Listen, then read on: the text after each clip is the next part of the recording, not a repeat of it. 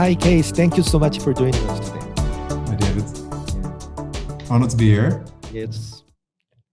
Can you tell us a little bit about yourself and your journey to founding the Protix?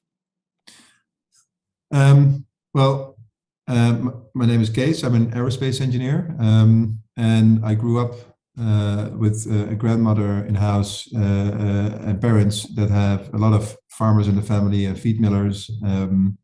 I always learned about the food system ever when I was young, whether it was through the chickens we had in the backyard or cooking.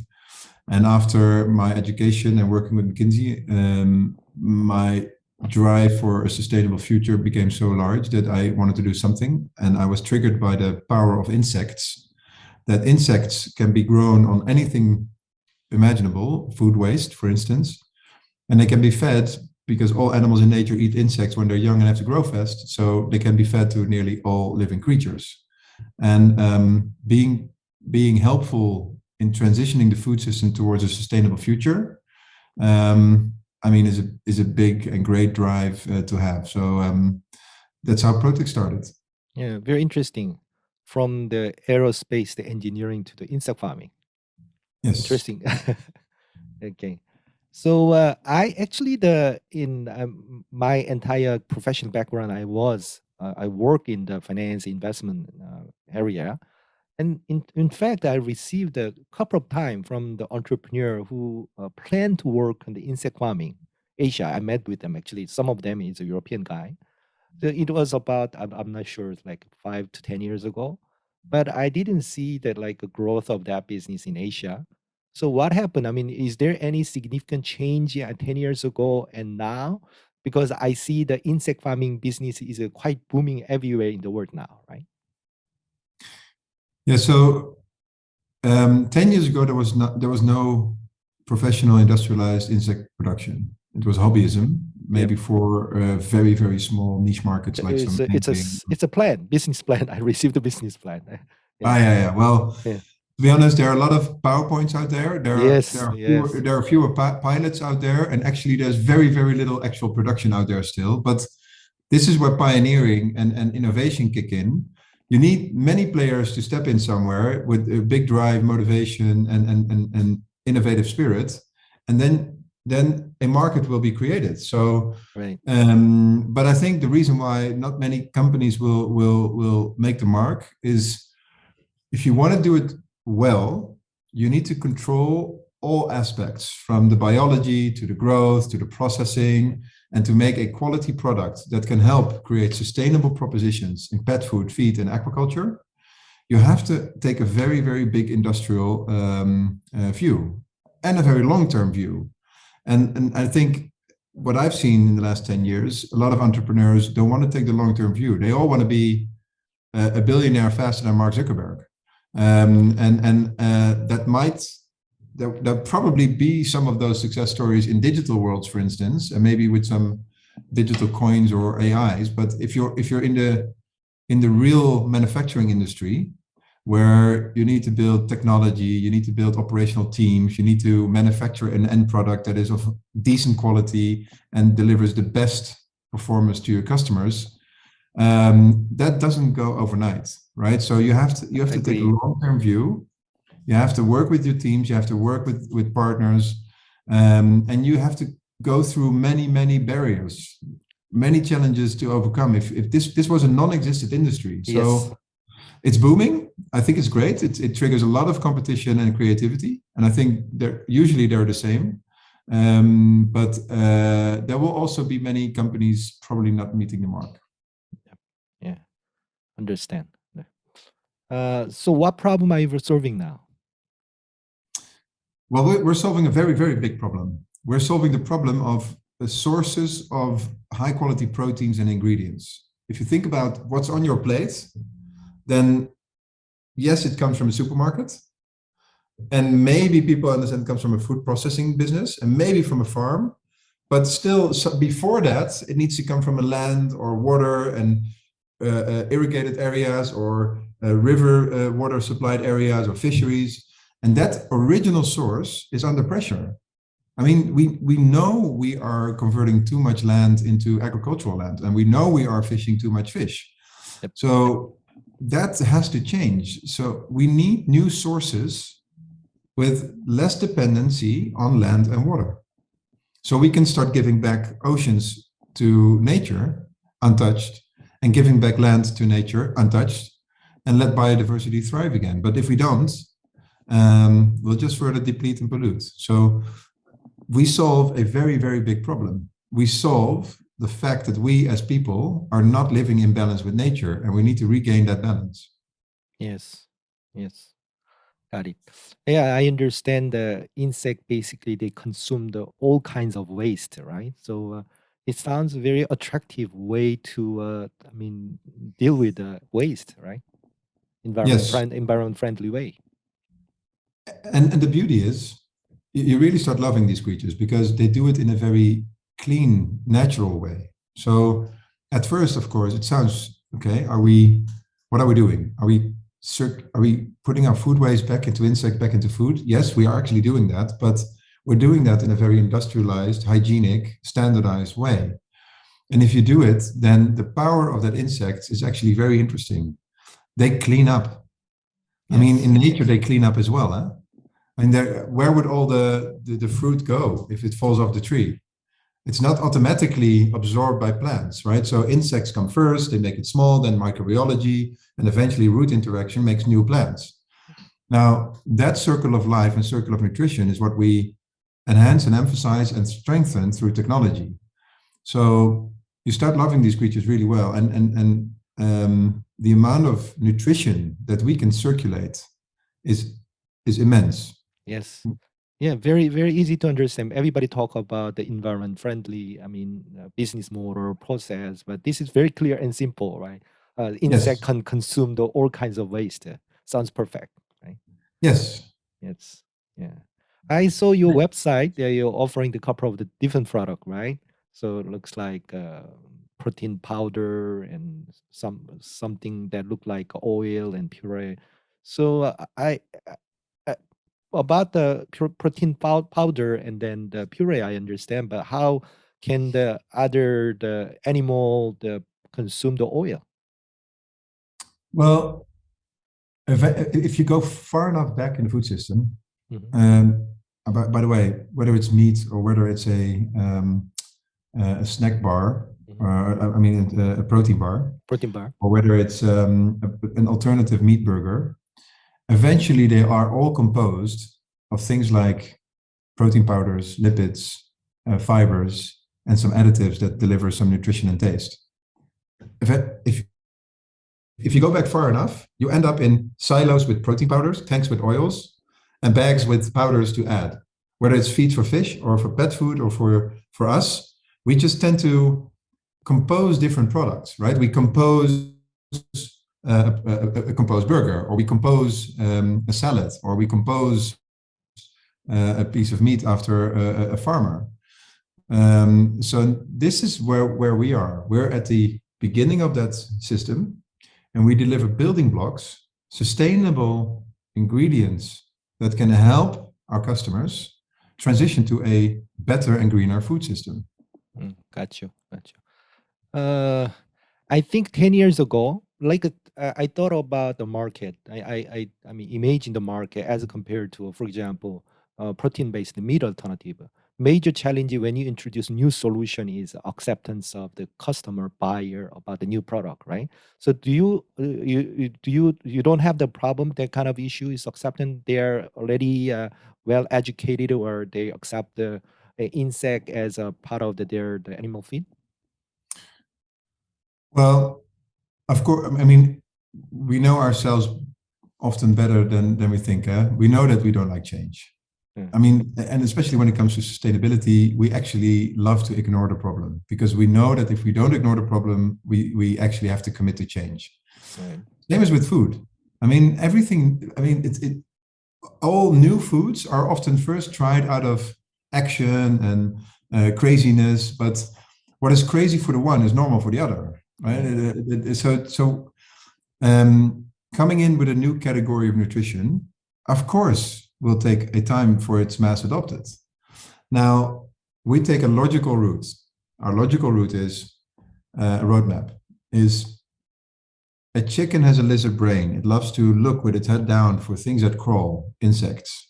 So if you would feed chickens with their natural diet, you can expect certain results. For instance, animal welfare, more natural behavior, more healthy foot soles, more healthy feathers. And that's because we bring in insects, a thing they eat in nature. Now, this story is so logical that people will love that egg coming from the chicken more, because they understand now that egg comes from a chicken with a natural diet. All of a sudden, insects make sense. Then you go to fish. Fish are being fed with fish meal. So you catch fish from the depths, you make a protein powder, you feed it to fish, and then you say it's fish, right? But why are we feeding fish to fish that if we can do it more sustainable? All of a sudden, insect makes sense. And then we go to pets. Cats are not vegetarians. They love to eat meat. And if you can provide sustainable meat, they make sense. So, and then you all of a sudden start seeing the logic of insects in their place in nature. And all of a sudden they become interesting and exciting. And if you then also have products that taste well, I mean, in no time, it will be a significant part of our diet. Yes. Yeah, your explanation and story are very logical. So I think that new customer will be ready to accept the product and help. Yeah, come over. You throw me around, right? Yes. So how big is the market now? And then what is the future of insect farming you are thinking of? So the market we can address is 100 billion plus market, because we're so early in the chain, we can on balance and in theory we could replace all non-sustainable protein sources and all non-sustainable oil sources. So that market is relatively endless, right? So, and then relative, because eventually on this planet everything is endless in terms of supply. So you have to get it into circularity, and then it becomes endless. So it's 100 billion plus market. The future of insect farming. There are two models. There are certain species you could argue are more like livestock, like mealworm, for instance, or a locust. You have to feed them with quite high quality materials. They take a long time. So you could say, even though it becomes a little bit more technical, you could say it's more like farming of a target species. The other is a real industrial approach, right? It's all about nutritional ingredients, circulated by feeding waste, convert them safe and hygienically, and end up with high quality, very sustainable, low footprint ingredients. And therefore for that, you need Protix solutions. So we have developed and proven full-scale, large-scale operations, everything under one roof, fully automated, fully controlled. And that is, I mean, the number of robots and algorithms that control our operations are immense. We're also by far the most productive vertical farm, a proven, not theoretical in a PowerPoint, but proven most productive vertical farm in the world. And that is how is that possible? What does it set your Protix apart from other competitor players? So the amount of innovation around biology, technology, nutrition, and genetics in a small space, in the Netherlands, you don't have a lot of space, is so high, and our rate of innovation is so high that it's just hard to catch up. But it ends up in a column. So we have a column of crates, and then we have thousands of those columns. And in a few days, we throw in, and we know exactly how much nutrition goes in and how much feed and food waste, feed and food waste goes in. And we know exactly which genetics and which nutritional profile goes in, and we know exactly which climate settings we do. And then in a few days, they grow so fast, and the amount of metabolic energy that is released is so intense that we have designed a way of managing that climate that is just fantastic. I mean, this is advanced aerodynamics, that the productivity of that column is 10,000 tons of protein per hectare per year. Yeah, sounds like a story of a precision farming, right? Precision farming. This is I come from the Netherlands, so I know quite well precision farming in greenhouses and vertical farming. And we are the most advanced greenhouse, the most advanced vertical farm, the most advanced precision farming, and we still outpace that by tenfold easily. Yeah, I heard from someone that production cost of insect farming is cost structure is labor cost is one of the biggest portion. So I'm not sure whether it is correct or not, but I'm just want to check with you. So someone said that it is a kind of trend to adopt a robot automation process in order to replace a human being. So is it correct? I mean, do you have any comment about that? Well, first of all, for me, robotization automation is not the same topic as human replacement. For me, like what you always should do as a company is focus on the product to supply to customer. And if you can improve that quality and cost profile by innovation, and innovation could be training of people, people enhancing by technology, or adding robotic systems and software systems, you should always do it. As a result, you typically produce a lot more with the same people or trained new people. So it's for me, it's not robotization versus people. It's a combination of continuous innovation, human enhanced technology, and technology enhanced human beings. So, but if you look in our factory, it's more robots than person. I see.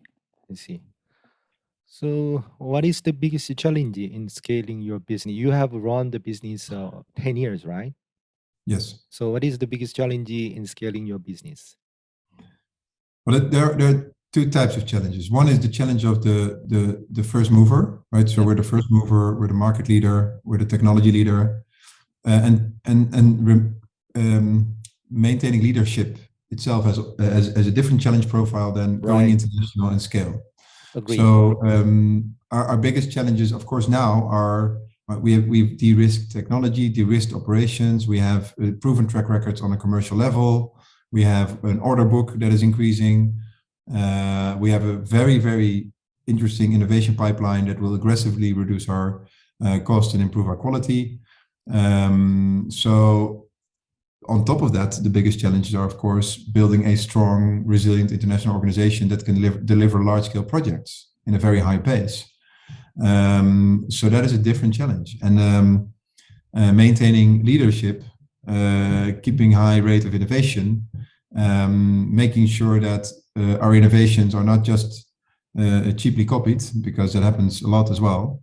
We make sure that through our technology advance, through smart licensing and business collaboration, that we both maintain our leadership position and aggressively grow internationally. Yeah. Where do you have a production center beside the Netherlands? Now it's Netherlands. Only in Netherlands. We're looking into France, US, Canada, Eastern Europe, and Asia. Asia, I imagine Asia, they have a bigger population first. Second is I think they have a lot of ways to feed the insect. I mean, look, the beauty of this technology is it can be built anywhere. Right. It can be controlled and operated anywhere in the world. And let's put it fairly, every person in the world would like to live in a world beyond sustainability, right? Where you can consume, you can produce, live consciously and without a sense of guilt, and where you can enjoy whatever you eat and travel and buy and experience. Now, for that, at least on the food side, you need circular ingredients. I see. So is it the case you usually set up the production center near the waste feed or the not near the customer, right? No, I mean, high quality ingredients travel the world. Right. It's about being at the place of conversion. Right. What are the typical waste for the insect farming? Food, industrial byproducts. So everything between the harvesting and the end product. There are a lot of food industrial byproducts. Pre and post consumer waste is now stage 2. And stage 3 is years down the road when there's a very safe platform. But that would be like the low grade farming and food byproducts from municipal areas. Got it. Got you. So my last question, what is the next step and the long-term vision for the Protix? And one of the next steps is, of course, our follow-up podcast interview, where we're going to go deeper in some areas, exciting growth areas. Well, we're expanding very heavily on our international business development and organization, because we know what to build. We know what we want to operate in terms of size. We have a proven and de-risked technology platform. So building those assets as fast as possible in the best locations is now on the agenda. Got it. Yeah. Okay, I finished all the questions. Thank you so much for taking time and introducing the Protix story, and then your ambitious plan to solve the problem. Absolutely. Thank you, David.